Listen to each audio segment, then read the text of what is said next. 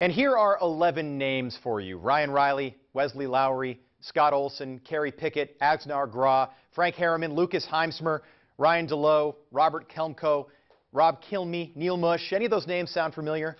Professional athletes, actors, maybe? No.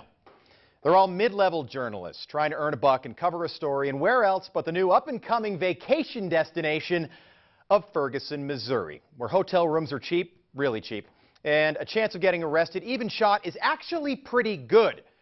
For those of you outside the business, by the way, you basically cover whatever story you're assigned to, usually no questions asked, because there's another guy right behind you in line willing to do it if you say no. So, unfortunately for those 11 reporters, they have now become part of the dialogue there and the nonstop coverage in the once quiet hamlet in Missouri. And what happened after they were arrested? Well, more journalists were sent in, armed with pens, bad haircuts, and Twitter, maybe even Tumblr. Watch out, Fergie Force. Unfortunately, Ferguson, Missouri is defined not by the unarmed 18-year-old who was shot 6 times by police, but by the violence, the true violence that has gone on there for more than a week now. Apparently, Attorney General Eric Holder will travel through Fergie today, a week late. Better late than never. While President Obama continues his golf vacation on Martha's Vineyard, it reminds you of when President Bush toured the wreckage after Hurricane Katrina in 2005, not from the ground, but literally from the windows of Air Force One at 15,000 feet.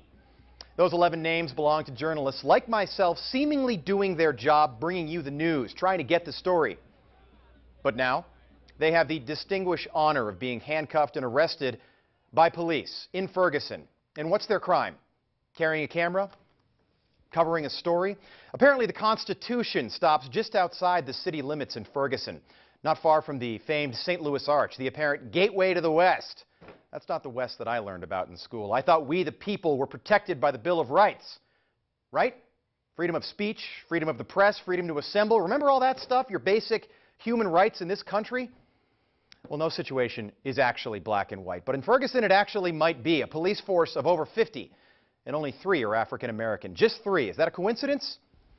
So are newspaper writers armed with MacBook Pros really the issue here? To the point where you gotta take them down, get them, get them, get them.